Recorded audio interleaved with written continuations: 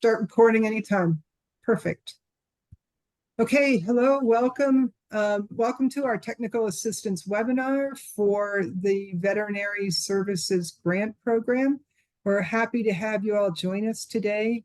We'll give you an overview of the program itself, the RFA announcement, and offer some technical assistance guidance as we go through it. For those of you who are new to the program, completing your proposals the first time, and for those of you who are returning, hopefully we'll give you some new ideas or at least some guidance on how you might strengthen your proposals over the next few months. So we'll get started. Again, this is a technical assistance webinar for VSGP for the fiscal year 2024. And we'll go on to the next slide about the webinar itself. Okay, so this webinar is being recorded, so please be sure that your microphone is muted. There is a phone number you can call if you're having trouble with Zoom, and that's their tech support number. Throughout the presentation, you may type questions in the Q&A box, I think is what Danielle and Rakia will be monitoring. And the slides and recording from this webinar will be posted to the NIFA website that's cited there. Okay, this is the NIFA non-discrimination statement. So in accordance with federal civil rights law and USDA regulations and policies, the USDA and all agencies and employees are prohibited from discriminating based on race, color, national origin, religion, sex, gender identity, sexual orientation, disability, age, marital status, family or parental status, income from a public assistance program, or political beliefs.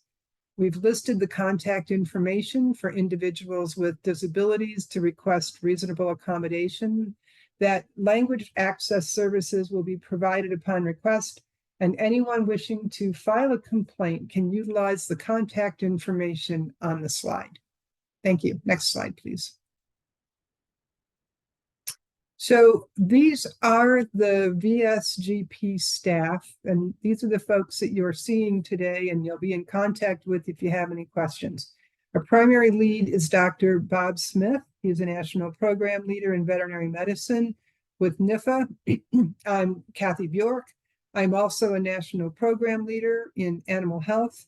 And then there's Danielle Farley, who is our program specialist, who will be able to help you with all the nuts and bolts of the program. Next slide, please.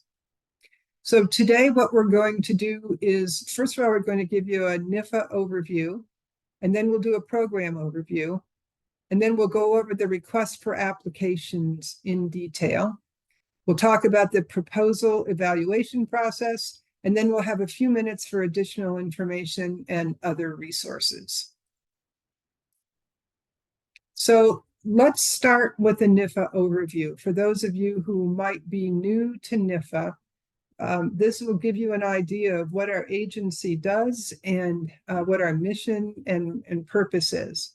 So the National Institute of Food and Agriculture, or NIFA, is the extramural science funding agency within USDA's Research, Education, and Economics mission area.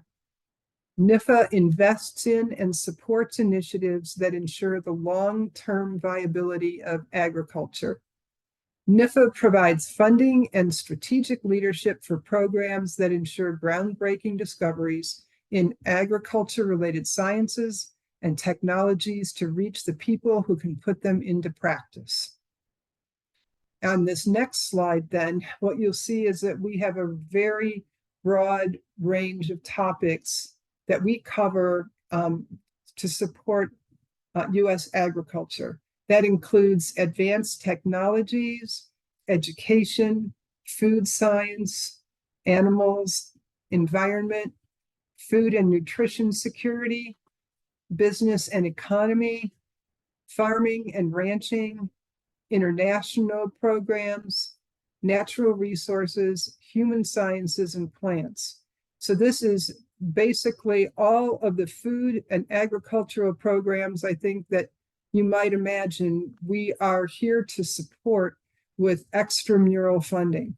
So if there's any topics here that you're interested, just please reach out to us, and we can get you the appropriate person or persons or NPLs or specialists who can get you further information on any of those. Next slide, please. Okay, I'm going to turn it over to Dr. Bob Smith now, and he's going to give you an overview of the VSGP. Well, thank you for the introduction, Kathy.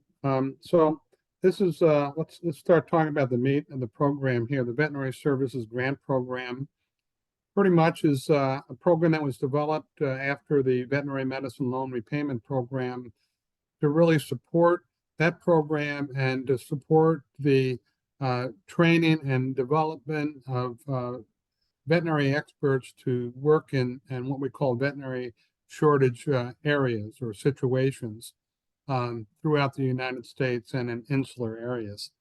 And so the program was started in 2016, was when the first panel actually met. And we cover the same shortage areas that the Veterinary Medicine Loan Repayment does, and this is the actually the website that you go to look at that map. So the program does have two areas. You're probably familiar with them. One's called the Rural Practice Enhancement Program. We'll talk a little bit more about that. That's $125,000 to a clinic. And then what they call the Education Extension and Training Program, EET, is the $250,000 program for a 3-year component, and it goes to accredited schools. And we'll talk about eligibility in the next couple of slides. So next slide, please. So with regard to the rural practice enhancement eligibility, it is, like I said earlier, it's for really clinics. It's not necessarily individuals applying like the Veterinary Medicine Loan Repayment Program is. It could be for an individual if it's a sole practitioner that runs that clinic, but pretty much it's the clinics, nonprofit or profit, that are doing work in mixed animal, large animal. When we talk about large animal, we're talking about predominantly food animal species, okay? The clinics or hospitals that are employed currently, a VMLRP recipient, an active recipient, can use their shortage area to apply for this. The caveat to that is that if you do use their shortage nominations to apply for this, that you're more or less willing to maintain them as a full-time food animal practitioner in your practice for the duration of the 3-year contract. If they were to leave early, then you'd probably forfeit all the funds. So again, RPEs are made to clinics, not to individuals. Shortage situations are basically, if you're familiar with the VMLRP types, they're types 1 and types 2, not types 3. Next slide, please. So what can you use the funds from the rural practice enhancement to do? Well, just about everything. You can buy equipment, you can buy a new vehicle, you can buy equipment that helps you work with the animals safely, for their safety, for your safety. It could be diagnostic equipment. It could be any tools that you need to provide services to that designated area. There's no indirect cost, but certainly have overhead costs. So salary, benefits could be part of it. Fuel to put in your vehicle, rent for a facility if you're renting that. Software, supplies, consultants, all these different things. The only thing that you can't use it on, and I'll mention this again, is no brick and mortar. So if you have a haul-in facility, for example, and you want to provide some equipment for it, yes, you can use these funds to buy a head gate or a scale or a foot trimming table or something like that that would allow your clientele to come in and you can work with them within your facility. It can also be used to help attract some of these 11th and 12th grade students to come visit your practice, work with you. These funds could be used to offset their housing expenses or meals or whatever you feel is necessary to provide that training to them. Next slide, please. So with regard to the education, extension, and training eligibility, these are really for larger, what I'm going to say, AVMA accredited colleges of veterinary medicine or veterinary technician programs. State departments of agriculture can apply to these things. National organizations such as our AABP or equine practitioners or swine veterinarians could apply for these grants, and they actually have, and they're doing an amazing job of implementing some great training programs for practicing veterinarians. So you can see that the departments of veterinary science also can apply for these. So essentially colleges of agriculture, departments of agriculture within the state departments of agriculture. And actually, we haven't had them, but state, local, and tribal government agencies can apply for these. So it's pretty wide open for eligible applicants. The ones that typically cannot apply are those that are not AVMA accredited. Okay, in other words, they want to have a new school, they want to develop something, but they are not yet AVMA accredited. Next slide, please.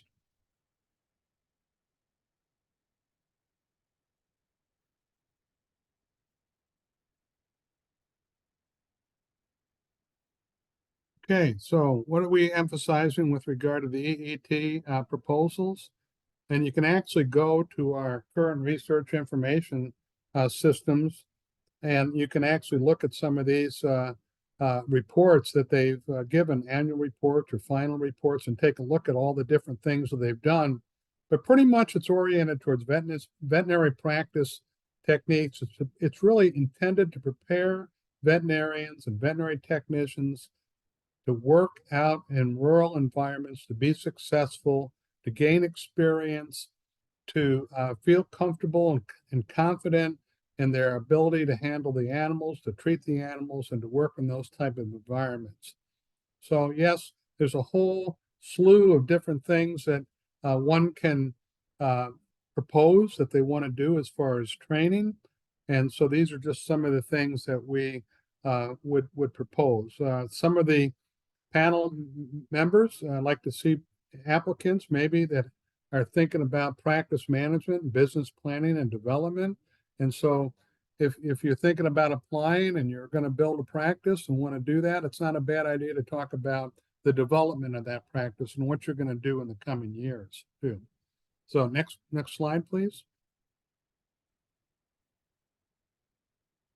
So these funds can also be used to really attract veterinary students to come in from the 11th and 12th grade, for example, or these not veterinary students, but high school students that we want to attract to work in agriculture or veterinary medicine, but also to train veterinary students or veterinary technician students, or even new recently graduated veterinarians on a lot of different components of food animal medicine that they really need to work on and be comfortable with when they get out into the field.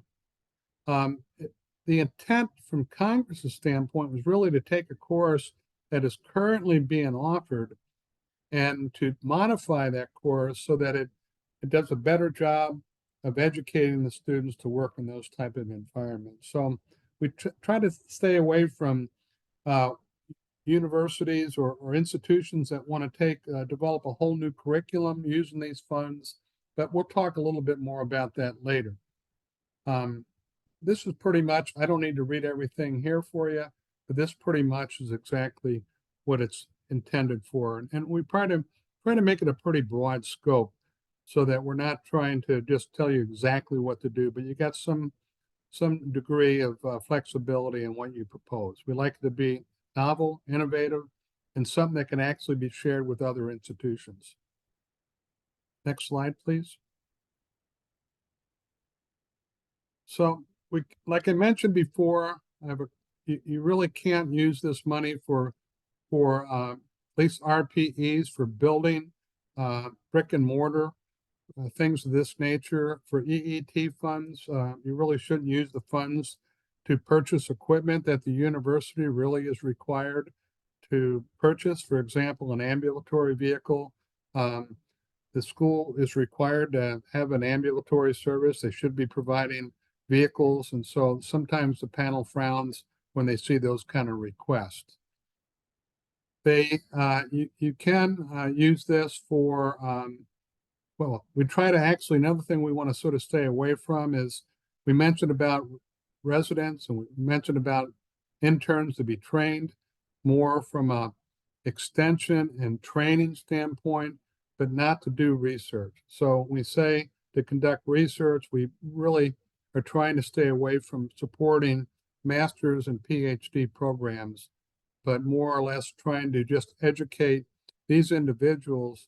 And if you're going after something like an internship or residency program, it's going to be extremely important that you pay attention to the ripple effect. How many of the students you're actually training as you're training those individuals, and what kind of mentorship are they providing to those students and to others as they go through their training programs? Okay. Again, these funds are not to be used for by non-AVMA accredited institutions to develop brand new curriculums and new programs, but these are for AVMA accredited institutions. Next slide, please. So applications, submission and award limitations. This is something that we deal with quite a bit, but it's basically one application for one award. You get one award per institution per fiscal year, whether institution be an EET or that institution be a clinic. They can only have one award per year.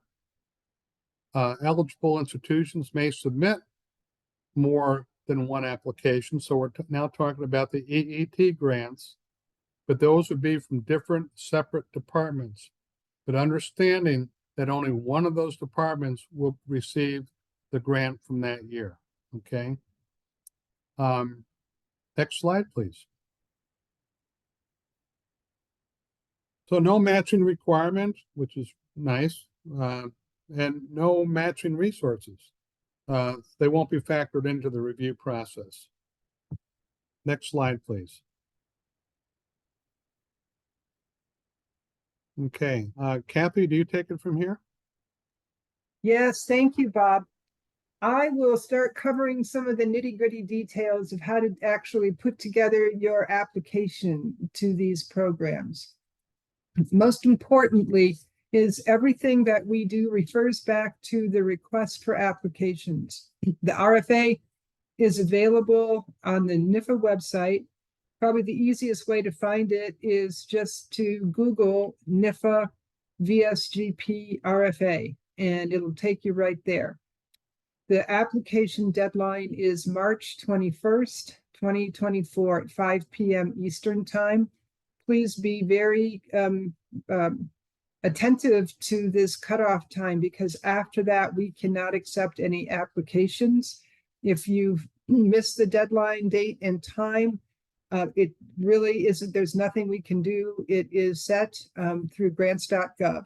So please really get your application started soon, and make sure you get your application in on time. The application is totally free. There is no charge to develop an application, and if you are contacted by somebody and they want to charge you for anything, you tell them that the application is free and just let them know you don't need paid services. You need to obtain a unique entity identification number, and to do that, you should go to sam.gov. If you don't have a UEI number right now, you need to start the process. You need to get your application in as soon as possible. Grants.gov will actually require your UEI number in order to submit the application. So you submit through grants.gov, and if you have any problems and you need any support, we've listed the 800 number there and the email for support@grants.gov. And this is the type of support that where you're having trouble with maneuvering around the grants.gov site, that it's not accepting your application, things like that. You need to reach out to them. The program staff really can't help with grants.gov submissions. That's something where they accept the PDFs, but they won't be helping you with your application itself, just the submission. Make sure you pay attention to the program code, the VSGPR and the VSGPE. Those are the two different program codes for this. And as Bob noted, the funding available in fiscal year 24, we still anticipate this.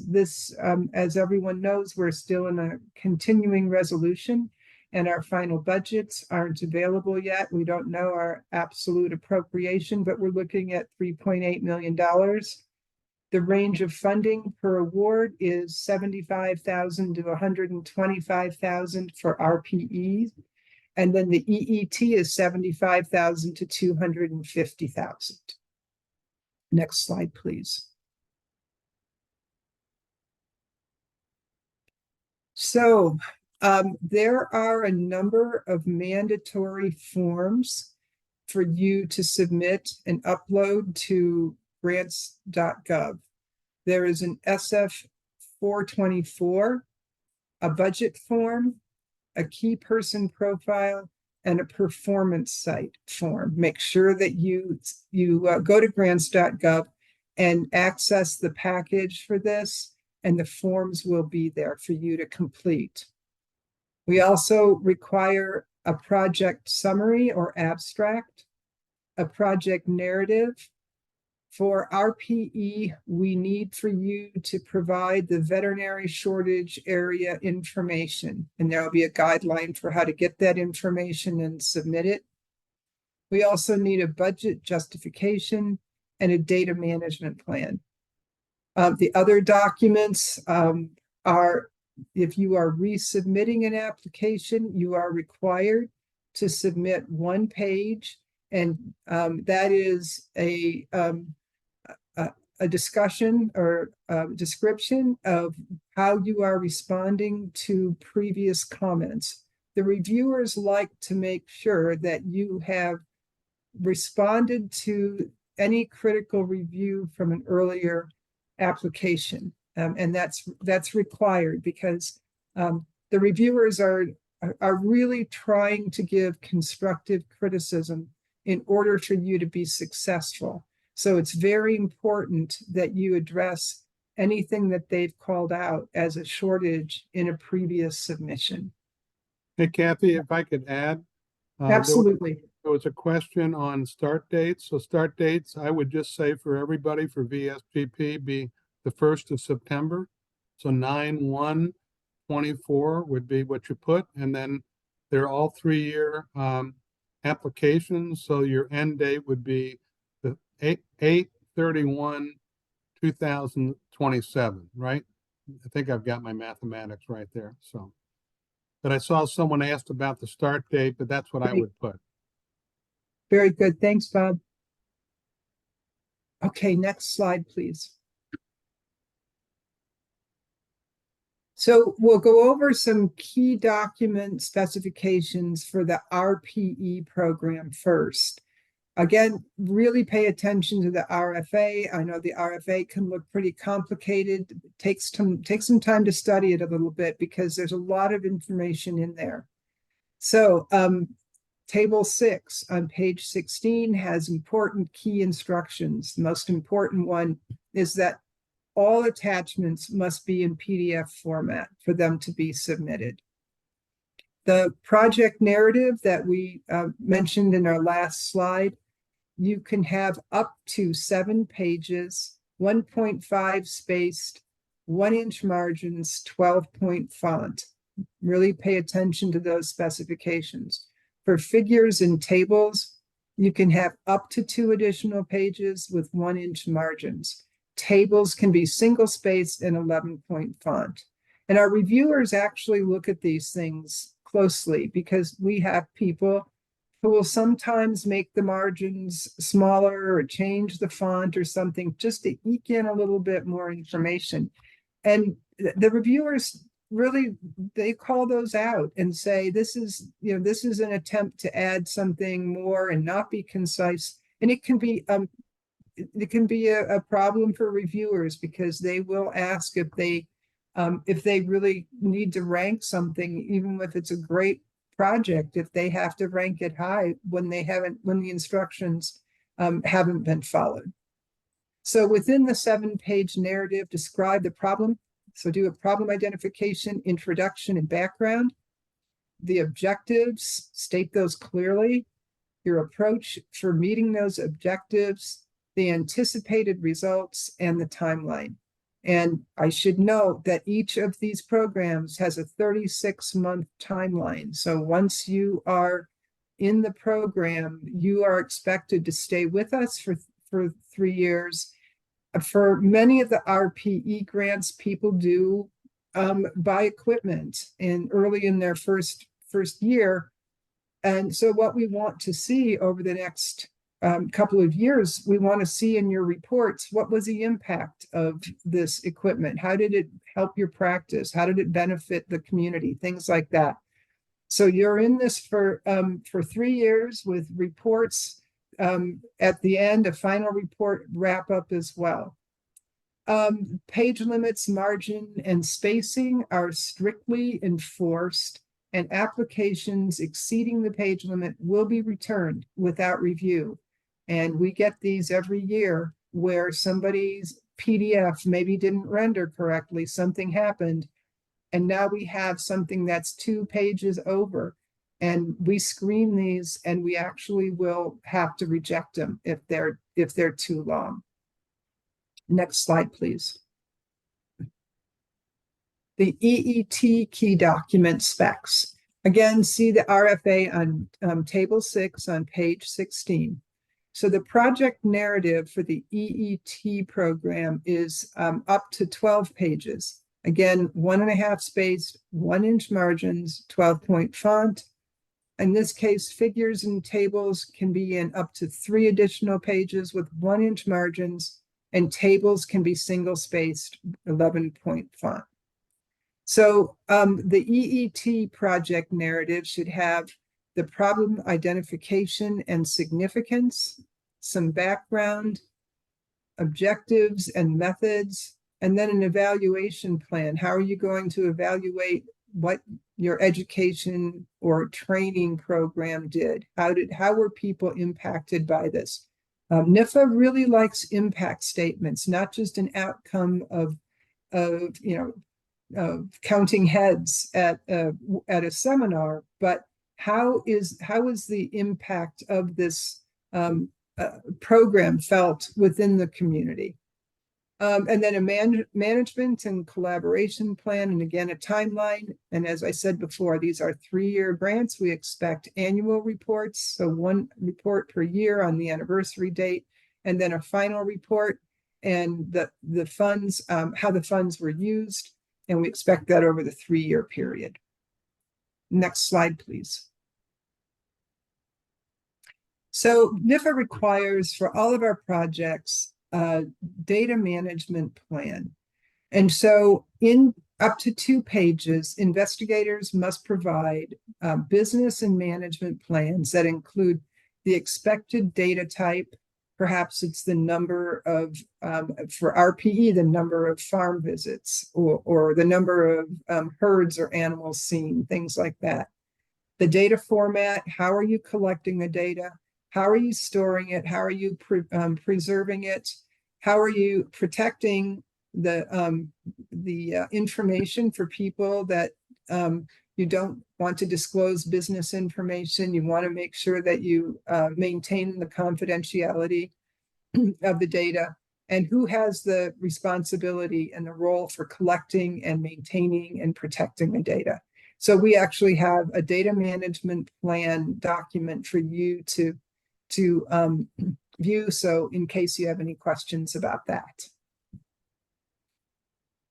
Next slide, please. So again, we only accept an electronic submission of applications. We have a grants application guide, and you can see the link to it there. I can't stress enough that all of your application documents must be in portable document format, PDF, to be accepted by NIFA, including your narrative and budget justifications.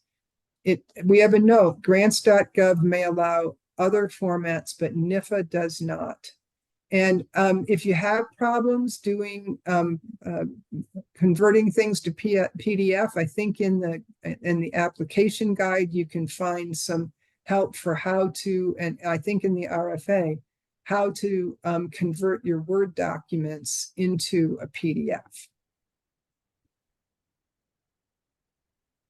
Hey, I think I'm handing it over to Bob here, and he's going to go over the proposal evaluation process. Okay, thank you, Kathy. Okay, next slide, please. Okay, so the proposal evaluation goes through quite a few different steps. I'm just going to quickly cover what they are. We received the proposals, and we assign them to three panel members. Actually, ahead of even before as soon as we get your proposals. Matter of fact, we've already through a panel manager, we've already developed a panel. Okay, and those panels may be 20 individuals that'll be used to review all the proposals that we receive. And so we'll assign 3 of those individuals and dedicate their time to that proposal and to write a review and an evaluation of that. The reviewers will, produce that review, and it'll be shared with all the other members of the panel. We'll be taking a look at it. They'll cover all the strengths and weaknesses of all the criteria that I'm going to show you in the next couple of slides. And again, they're going to provide written reviews, and you're actually, for the VSGP process, we share those with you. We share not only the reviews from each of these reviewers, but also what they call a panel summary. So these are all things that you should be expected to receive, whether you get an award or whether you do not get an award. So once they submit these reviews, they go into panel discussions. Our panels typically are 3 or 4 days. We look at each proposal very thoroughly. They're brought up by the 3 designated reviewers, and they're discussed by the entire panel. So that's why the panel summary is very important, because actually that's got input by the entire panel. And oftentimes you may even see that some of the individual reviews might be a little bit critical on certain issues, yet when they get into the panel discussions, some of these things start to level off quite a bit. And so it's very important that at the end of this, whether you get an award or don't get an award, that you evaluate those panel reviews very carefully. Next slide, please. So this is the review criteria for the rural practice enhancement. There's really 2 basic criteria or main criteria that we're looking for. One is 30% is on expertise and experience. That makes a lot of sense, doesn't it? You're demonstrating your knowledge, skills, abilities. And these could be things that you did prior to vet school or during vet school or after vet school or whatever, really demonstrating your knowledge in that area to match it up with the nomination that the state animal health official has given, to show that you've got the most expertise of anybody else that's applying for this program, because you're going to be compared to all the other applicants on this program. And I think we had, for the RPEs, we had somewhere in the neighborhood of 40 or 50 last year. So I forget the exact numbers, but you want to really make sure you focus these related to the shortage area. So make sure you're very familiar with that nomination form from the state animal health official, and you want to match up your skills and your ability to accomplish those services that the state animal health official wants in that area. And then 70% on the technical merit. So as Kathy pointed out, are you clear with writing your objectives and activities? What's your practice like? talk about your equipment, what you have out there. If you're requesting equipment, you're going to have to talk about why you're requesting it and justify certain pieces of equipment. And so I think one thing that's really important is once you get done writing these, for clarity's sake, get a friend of yours, get somebody who you trust that give this proposal to them to review and ask them if it meets this criteria. This criteria that I'm looking at right now that you're seeing is in the request for applications. So this is what we're going to ask our panel to evaluate you on. This is what you'll be evaluated on. So give your proposal to somebody and have them read through it and see if you're meeting these kind of criteria. Next slide, please. With regard to the EET evaluation, it's a little bit more diverse. You've got technical merit at 50%, achievability at 20%, and they're really only looking at 10% for expertise, experience, and institutional resources, okay? But again, look at technical merit, clarity of objectives. You know, can you write, can you explain what you really want to do? Does it make sense? Is your concept right? Is what you want to teach in these particular cases, is it going to be meaningful? How do you know, how are you going to evaluate if you've been successful in teaching a course, in training individuals, and if you've been successful in implementing your program, how are you going to evaluate that? So this is all very important. So again, this is all listed in the RFA for your review. Next slide, please. So the whole process takes about 5 or 6 months, okay? So we start out, again, this is a competitive program. We do what we call a request for applications. As you've seen, we put out there in January. We try to give you guys at least 60 days. Some years we don't get that. We maybe have, last year, I think it was 45 days or something like that. So we're really happy this year. We've been able to give you more than 60 days to let you know about these programs, to let you work on your writing, to get that SAMS number that you're going to need. And then the proposals go into, we collect them and we assign them to the reviewers, and they go through this, what I call peer review. So these are peers. These are practitioners. These are people from academia. We have them from all the different regions across the United States, and they review these. And then they come together, as I mentioned. And then it takes another month or two after the panels met, and the panels deliberated, and the panels made their recommendations on funding. Again, they made their recommendations on funding, and then we usually make a phone call. I'll probably make a phone call. Kathy might make a phone call, and then we'll let you know, hey, congratulations, you're being recommended for funding. Because the next step is you're going to have to fulfill or start a project initiation, and then it's going to go to awards management division, and they're going to be working on it. So that's that final 1 to 2 month process that we talk about when awards are finalized and made, as it goes to award management division. And they're the ones that will reach out to you if they have questions about your budget, or they have questions about how much money you want to pay somebody, or if they have any other questions, they'll reach out to you. But they're the people that will send you the final agreement.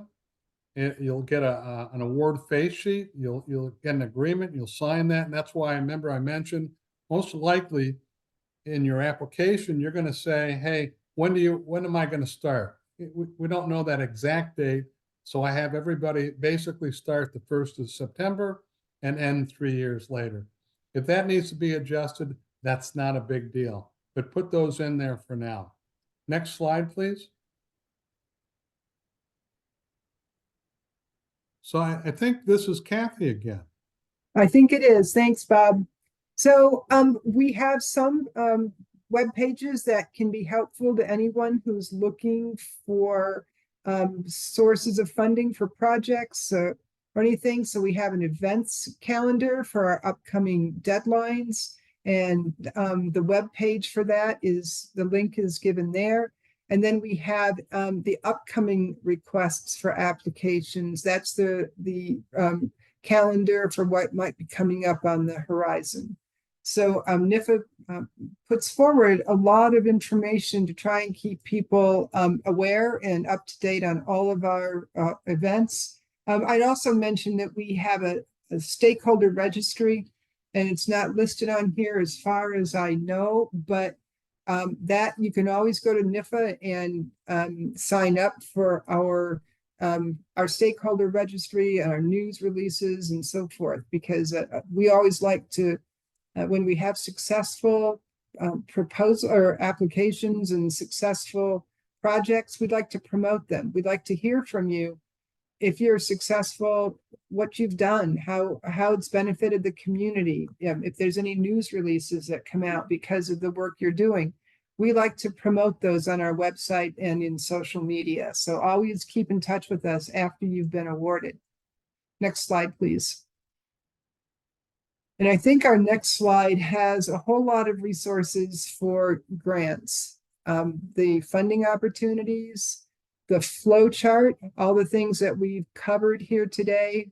It's on the website of competitive grants. And if you have any questions about that, let us know. We have training pages. We have the policy guide, how to compute indirect costs, the guide for preparing and submitting them on grants.gov. And then I wanted to refer back to something that Bob said, information on awarded grants. And that's the website. It's the current research, cris.nifa.usda.gov. You can do a search on VSGP or VSGPR or E, and you can see what others have done in the past. It's a great resource to see what's been funded and how people have written their non-technical summary of the work that they're doing. What were their impacts and outcomes? So I really recommend that you go to the CRIS site at some point while you're building your application and just peruse the things that have been done in the past. Okay, next slide, I think, is just our email, and that if you have any questions, you can get in touch with Bob or me or Danielle, and we'll be happy to answer any questions. So at this point, I think we have a few minutes set aside for questions. And maybe Kathy, answer. Can Go I ahead, show Danielle. something really quick? Yeah, sure. I just want to show everyone who's on the call one of the VSGP landing pages that we have here. I'll pop it in the chat, but we've recently updated our website to include links to previously funded projects. So all of the previously funded projects from 2016 to 2023 are listed for EET. You could click on that link and you'll find everything that's been funded. You can, read what they wrote about. It's not the actual grant they submitted, but you can see what their progress has been. Same for RPE grants. That link is right there. I will pop this landing page for you all in the chat. And I'll go ahead and stop sharing. Great. And Danielle, Thanks, Danielle, I don't believe we mentioned anything about Livestock Incorporated, did we? I don't think we did. Thanks, So Bob. You want to mention it? I just wondered, Danielle, do you have a link that, because I know it's in the RFA, but this is really more towards the RPE folks, not the EET, but the RPE folks who need and want assistance in putting together a grant. Sometimes it's pretty cumbersome. I know the folks in academia oftentimes do this quite a bit. They do a lot of research, they do extension, they do et cetera. And so they might be writing grants a little bit more frequently. Clinics don't really get that opportunity. And so Livestock Incorporated is a group that we now started working with this year, and we're going to be hopefully working with them for the next couple of years, is willing to work with the RPE applicants if you want any assistance in putting together that application. They are not going to write it for you, but they certainly would give you guidance on what needs to be in that, because they all have worked with us on panels or been panel managers, or they know the information inside and out, but they'll give you up to 2 hours of assistance, and they can really help you out. So I just wanted to emphasize that, and I apologize. Next year, we'll make sure this is part of our slides, but I just simply realized that we have it in the RFA. It's on the last page, and you can contact them, but thank you, Danielle, for posting that on the chat. Yes, and so we have 19 or 20 questions. So let's go ahead and get started. Let's try to be brief with our answers and concise, and offer follow-up if we need to. I'll read the questions and then leave them to Bob and Kathy to answer, and I'll answer if appropriate. So first question, for RPE, if I get a piece of equipment for cheaper than anticipated, to the access fund, do the access funds need to be returned? No. No. So matter of fact, if you buy a piece of equipment and you turn out you really need it, or don't like it, or it doesn't work for what you wanted to do, you can return it and buy something else. So we're going to give you the money, you buy what you need to buy. Sometimes you might have to spend more money than when you anticipated. And so you've got some leeway with your budget, about 10%. You're in pretty good shape. But if you have to redo your budget and it's more than 10%, give us a call. If you get this award, give us a call and we'll help you work out the issues. These are not showstoppers, okay?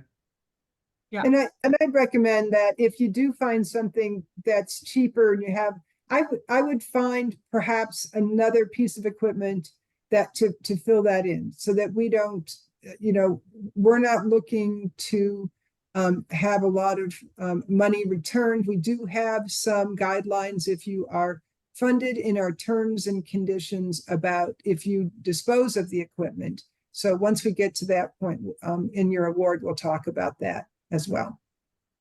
Thanks, Danielle. All right, next question from Rebecca Snyder, who I may invite you to come off mute to clarify, but the question is, can SUNY, capital SUNY colleges that have vet science and vet tech programs apply? Yes. Oh, it's SUNY, and I got that question answered by listening further. We qualify. Perfect. Thank Yeah. Yeah, I've had that question specifically asked about SUNY. So yes. Yeah. Right. Okay. Next question. This is from a clinic owner. Are we allowed to submit letters of support from producers in the service area with our application? Well, I haven't seen those in the past very much. I'm trying to think if we have in other documents, if that's where they would be submitted. And I think letters of support can always be good to have in an application. I think the reviewers will look at them in a positive way, as long as they don't take up too much. I don't know, Bob, have you seen many letters of support from producers? Well, no, that's a great question. I got to thinking about that. I know it's VMLRP, certainly they have to get letters of reference. But so letters of support, I would think, is if you're doing something, especially let's think about the EET grant, okay? That if they're doing something in cooperation with somebody else, and they're assuming, let's say it's a vet tech program that's going to be utilizing large animal clinics to help train their students, for example, okay? It would be really nice to have a letter of support from those clinics saying, yes, they're willing and capable of providing the support to train their vet techs, okay? In those cases, I think it'd be really good and strong for a proposal to have those kind of letters of support. I don't think we need letters of support such as letters of reference, but we need letters of support if you're going to utilize the facility or you have an agreement with somebody and they're not part of the grant. You want to have a letter indicating or validating that they're really a willing participant.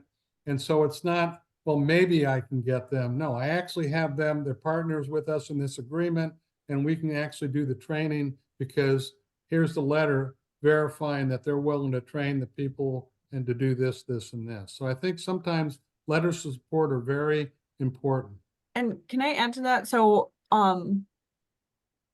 there in the RFA, it mentions letters of collaboration. All right, that's more for EET, like Bob said, and it is a requirement if two organizations are working together that, you know, the main organization or school that's submitting the application gets a letter of collaboration, a letter of commitment from the partnering organization. For clinics who are just working with producers and servicing them, it's not a requirement. It's not expected of you to include that in your application. Right.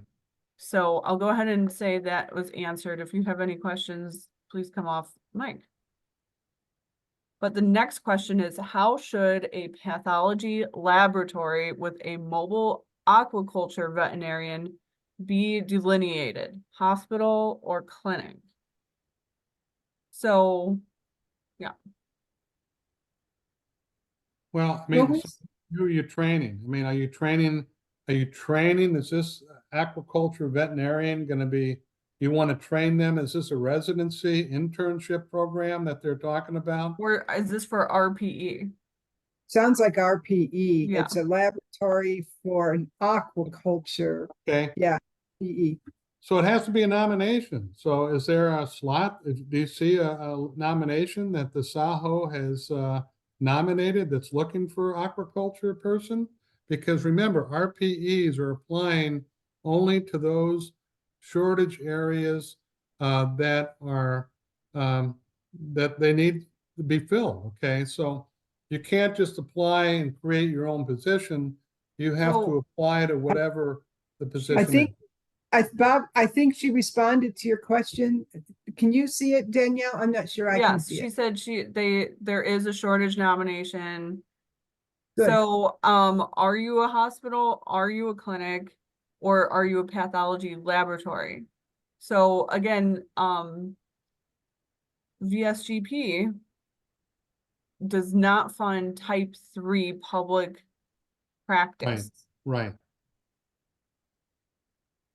So I don't know if you want to follow up with what you're doing at your place now or later, but if you wanted to share more information, you certainly could. Yeah, or Danielle, we could talk with her a little bit more offline, because it sounds as though it would be good to look at the shortage nomination and the planned work and see if there's something very specific here that we need to address. Okay, Susan, if you want to follow up with us at vsgp@usda.gov, I'm popping that email in the chat. With your specifics, we'll be happy to work through those. Okay, next question. I represent an NPO in Las Cruces, Donna Ana County in New Mexico. We are offering externships to veterinary students and graduates to come practice in our area. We are woefully underserved and are at work recruiting students to come to this area. We reach out, attend veterinary school fairs and recruitment events to offer these. Do we qualify to submit a proposal?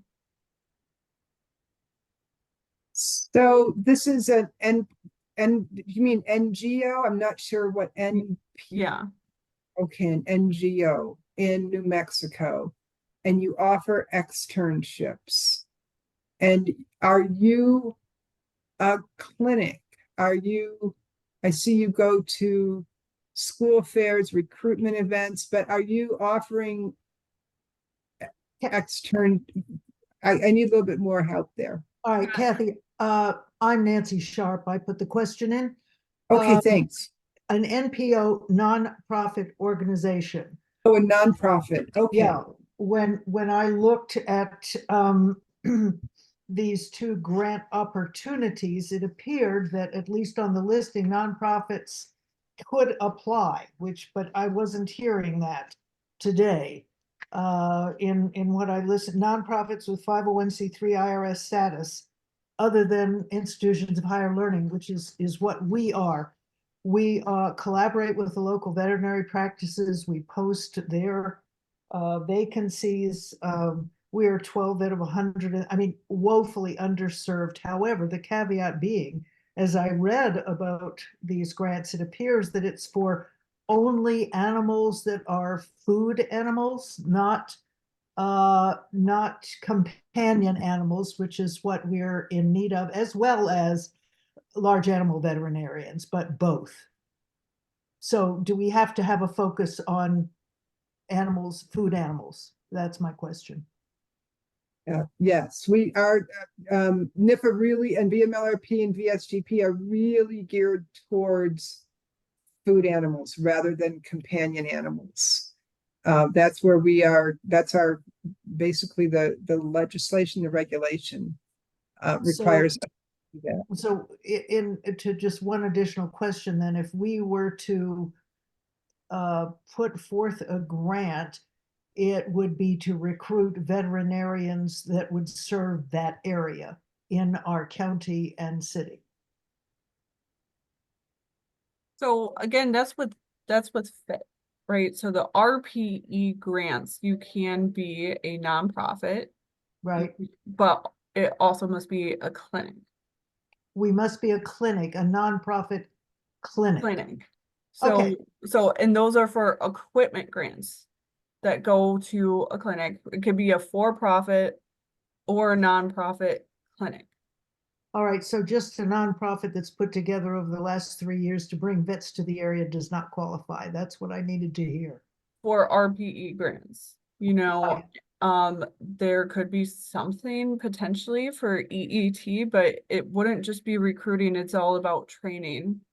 Aha. It's a little bit more than that. But again, if you want to reach out to the vsgp@usda.gov email, we may be able to set up a meeting and talk through more specifics with you. Thank you. Thank you for your time.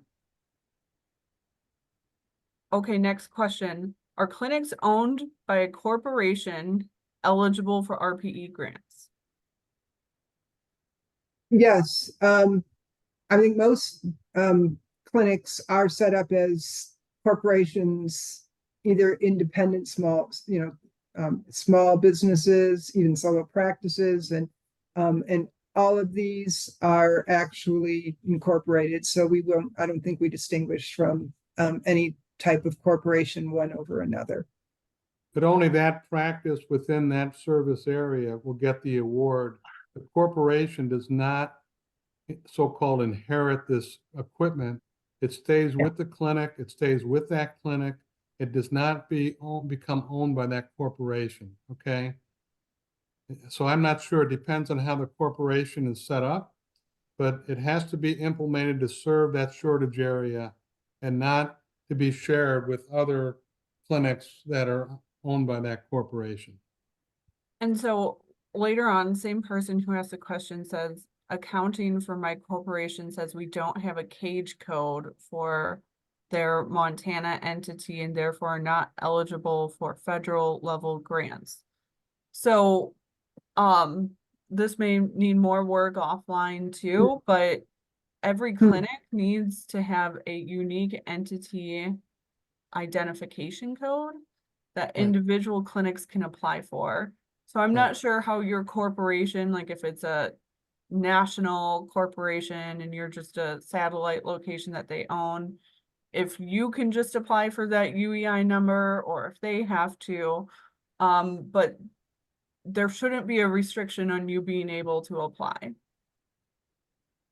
You have a UEI number, but not a cage code. Don't worry about the cage code. That was a DUNS number. Okay, so DUNS number is no longer worried. It's the UEI number that you have to have for that clinic. Can I unmute? Is that okay? Welcome. I can hear you. Okay. Yeah, I didn't apply. I personally didn't apply for the UEI number. I asked accounting to do it. I figured they had more of the information to do that. And then just the email that we got back from them said that we don't have this cage code, therefore we are not eligible for federal level grants, but we were eligible for like local grants. So I don't, like I said, if we need to, I know you got a lot of questions, if maybe I just need to email you and we can go over everything in more specific detail later, more than happy to do that. Okay, Yeah, that sounds good. That gets into Okay. specifics. I don't Yep. think that yeah. Okay. Yep, thank you, thank you. Okay, next question. Is there a limit to equipment expenditures on EET? Quickly, I'll just mention EET is supposed to be focused on education and training.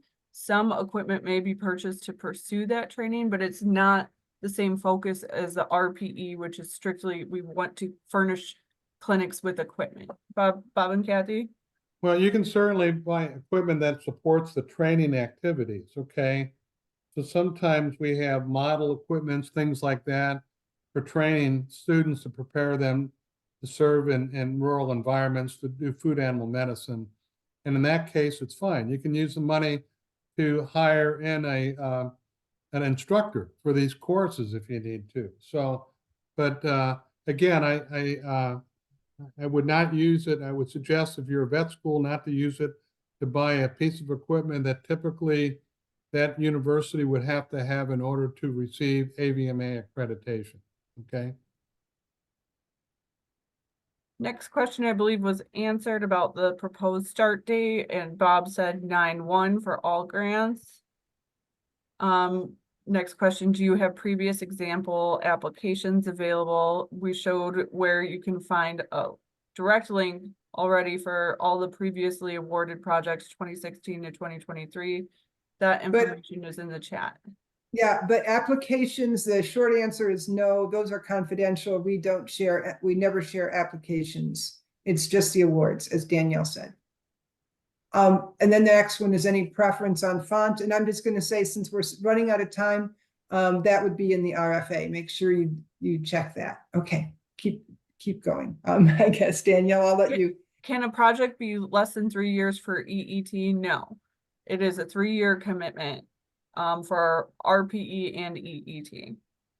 It can be long. It can be longer, but it can't be shorter. For RPE, where does the data management plan get attached? It will be uploaded as an additional attachment, and make sure it's saved as a PDF. Okay, good. Question answered. I think on page 23 of the RSA, it says the data management plan is limited to 1 page. Okay. I agree. So That's all it I needs to think be. I think I must have typed that wrong then.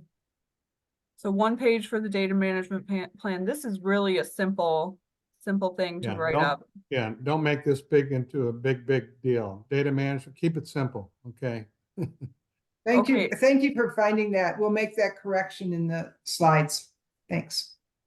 So if we can complete the project before 3 years, should we propose a shorter period or still stick with 3?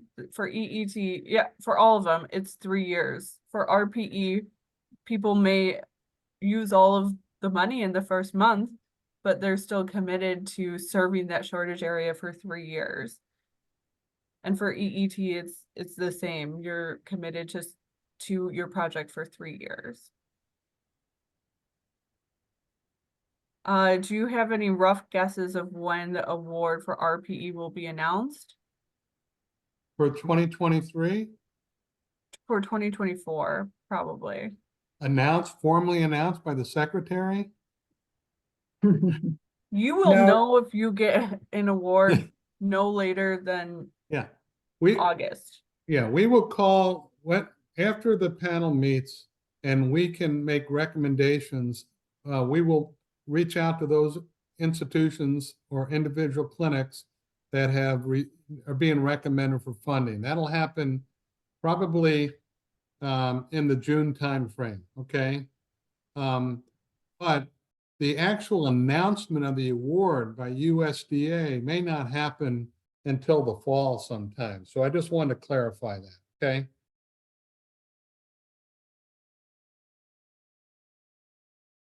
Okay, next question. Do you have an email for livestock? They did not respond to my previous email. I'm going to look for that right now. Please let us know when you sent that email, and we'll just, you could forward it to us if you want, and we'll make sure that you're in connection with them. Bob or Kathy, can you read the next question while I'm looking for the email? Sure.